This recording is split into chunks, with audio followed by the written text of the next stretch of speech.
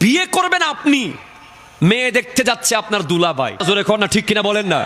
মেয়ে দেখতে নিচ্ছেন আপনার তালতো ভাই, আপনার খালতো ভাই, আপনার মামতো ভাই, আপনার শাস্তো ভাই। একটা বড় হাইস ভরে মেয়ে দেখতে নিয়ে গেছেন, পছন্দ আপনার হয়েছে ঠিক। অমুক বলতেছে একটু বাইকটা মনে হয়েছে, তমুক বলতেছে একটু বাঁকা মনে হয়েছে। এই করতে করতে আপনার আর বিয়ে হচ্ছে না। ছেলে কি করে? চাকরি করে। সরকারি না বেসরকারি? কয় সরকারি। বেতন কত? এত। শহরে রাখতে পারবে তো মেয়েকে?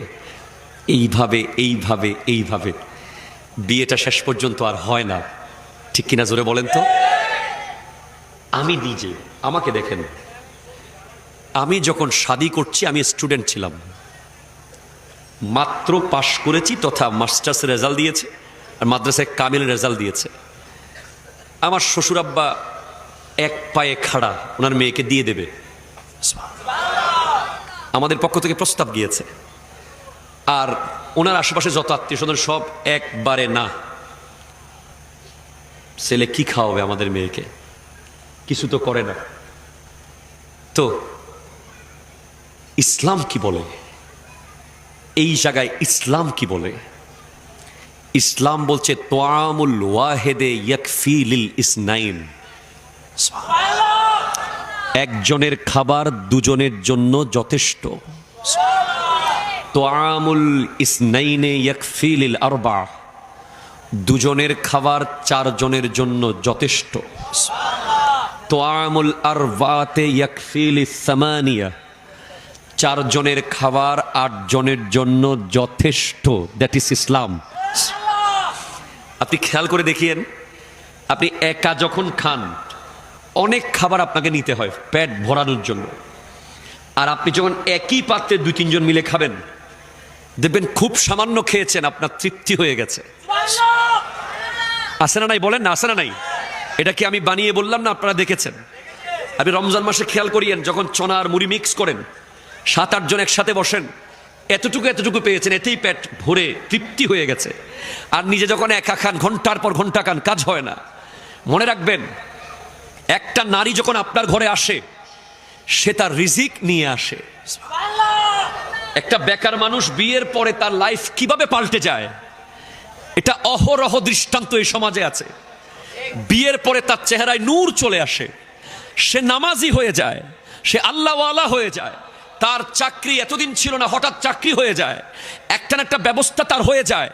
একটা নারী পরিবারকে সবাইকে রাজি করে সুন্দরভাবে শরীয়ত সম্মতভাবে বিয়ে করে নিয়ে আসা মানে ঘরের মধ্যে বরকত, রহমত, নেয়ামত নিয়ে আসা। সুবহানাল্লাহ জোরে বলেন না। গাউসে পাক আব্দুল কাদের জিলানী রহমতুল্লাহ আলাই, ওনার নানা যান আব্দুল্লাহ সোমাই, উনি ওনার মেয়ে উম্মুল খায়ের ফাতেমা তৎকালীন সময়ে গোটা বিশ্বের সবচেয়ে সুন্দরী নারীদের মধ্যে একজন, সবচেয়ে পর্দানশীল নারীদের মধ্যে একজন।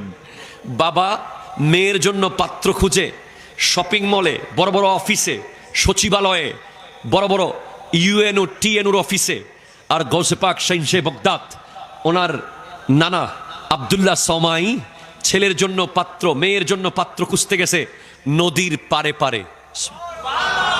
কোথায় খুঁজতে গেছে? নদীর পারে পারে। গিয়ে দেখে একটা ছেলে পেয়েছি, আপেল খেয়ে ক্ষমা চাচ্ছে। আপেল খেয়ে কি চাচ্ছে?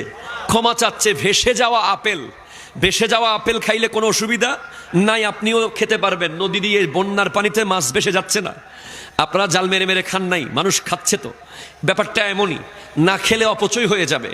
এরপরেও উনি আল্লাহর ভয়ে বলছেন না, কিয়ামতের মাঠে যদি আপনি খুঁজেন আমি দেব কোত্থেকে? তখন আব্দুল্লাহ সোমাই রাদিয়াল্লাহু তাআলা বলছেন, আমি তো আমার মেয়ের জামাই পেয়ে গেলাম। কিরে ভাই, আপনার মেয়ের জামাই কি pass? Masters, MBA, BCS, charter accountant, PhD, delete? না। বংশ কি? চৌধুরী? জানি না। খান? জানি না। তালুকদার? না। বাপ কি করে? জানি না। মা কে? জানি না। রাস্তা দিয়ে হাঁটছে, আল্লাহর ভয়ে আপেলের জন্য ক্ষমা চাচ্ছে। আমি কোনো পাস ফেল দেখি নাই, তার ডেজিগনেশন দেখি নাই, তার বংশ পরিচয় দেখি নাই, আমি সবচেয়ে আসলটা দেখে ফেলেছি। কি দেখেছেন? ইন্না আকরামাকুম ইনদাল্লাহি আতকাকুম। রব্বুল আলামিন বলছেন আল্লাহর কাছে সবচেয়ে শ্রেষ্ঠ সম্মানিত সে যে সবচেয়ে বেশি আল্লাহকে ভয় পায়। আমি তার ভিতরে আল্লাহর ভয় দেখেছি, সেজন্য আমি তাকে মেয়ের জামাই বানাচ্ছি। আনার পরে 12 বছর কাজ করাইছেন, আরো ট্রাই করছেন আরো ঠিক আছে কিনা দেখি। মেয়ে তো এমন মেয়ে যার পেট থেকে আব্দুল কাদের জিলানী বের হয়েছে।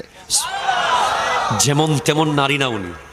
12 বছর কাজ করার পরে বলে একটা আপেল ছিঁড়ে আনো। আপেল ছিঁড়ে আনছে, জালিম কাঁচা, খাওয়া যায় না, একেবারে নতুন মাত্র হয়েছে। বলে কি ব্যাপার, 12 বছর কাজ করেও আপেল চিনো নাই? বলে একটা খেয়ে 12 বছর কাজ করাইছেন, আর একটা যদি খাই ফেলাই তো কি হবে সেই ভয়ে আর কখনো মন ভরে আপেলের দিকে তাকাই নাই, এমনি কাজ করেছি। যাও শেষ। একটা মেয়ে আছে ল্যাংড়া লুলা বুবা কানা সব, পারবা? হাসরের মাঠে মাপ করবেন তো? আপেল খাওয়া মাপ করেছেন? হ্যাঁ, মেয়েকে বিয়ে করলেই মাফ করে দেব। ঠিক আছে, নিলাম। তারপরও কিয়ামতের মাঠে যেন হিসাবের কাঠগড়ায় দাঁড়াতে না হয়। কত কিছু খেয়ে ফেলেছি আমরা, গোটা গোটা জমি খেয়ে ফেলেছি। কথা কয় না, কথা কয় না। গোটা গোটা বিল খেয়ে ফেলেছি ভাই, গোটা গোটা দোকান মার্কেট গাছপালা একেবারে ভালো মতো খাইছি। খাওয়ার পরে আবার ধাইছি। কথা কয় না? কিয়ামতের মাঠে ধাইতে হবে না? কতক্ষণ এদিকে পালাবেন, কতক্ষণ ওদিকে পালাবেন, পালানোর জায়গা তো আর থাকবে না। আল্লাহ তো ধরে ফেলবে, ঠিক কিনা? জোরে বলেন না। একটা আপেলের ভয়ে ওই ল্যাংড়া বুবা কানা কালা মেয়েকে বিয়ে করতে প্রস্তুত। বিয়ে হয়ে গেছে, কবুল বলা হয়ে গেছে। বাসর ঘরে ঢুকবেন, দেখেন আসমানের চাঁদের মতো সুন্দরী এক নারী বসে আছে। আবার ব্যাক করছেন, কি তাকওয়া! চৌকোটে বাড়ি খেয়ে নাকি কপাল ছিঁড়ে গেছে। কি জামাই, এমন কেন করছো? কয় আপনি যেটা কইছেন ওরকম মেয়ে তো ভিতরে নাই। বলে ভুল রুমে ঢুকে গেছি আমি। আল্লাহু আকবার! তুমি কত তাকওয়াবান, তুমি কত আল্লাহওয়ালা। তোমার তাকওয়া দেখে আমি অবাক হয়ে গেলাম। যাও, সেই মহিয়সী সুন্দরী নারী যাকে পৃথিবীর চাঁদ সূর্য কোনোদিন দেখেনি, সে আমার মেয়ে উম্মুল খায়ের ফাতেমা। সে হলো তোমার বিবি। হায় হায় হায়! 18 পারা কোরআনের হাফেজা, যার পেটে আব্দুল কাদের জিলানী রাদিয়াল্লাহু তাআলা আনহু এসেছে, যেই পেট থেকে দুনিয়ার সর্বশ্রেষ্ঠ পীর পিরানে পীর দস্তগীরের আগমন হয়েছে।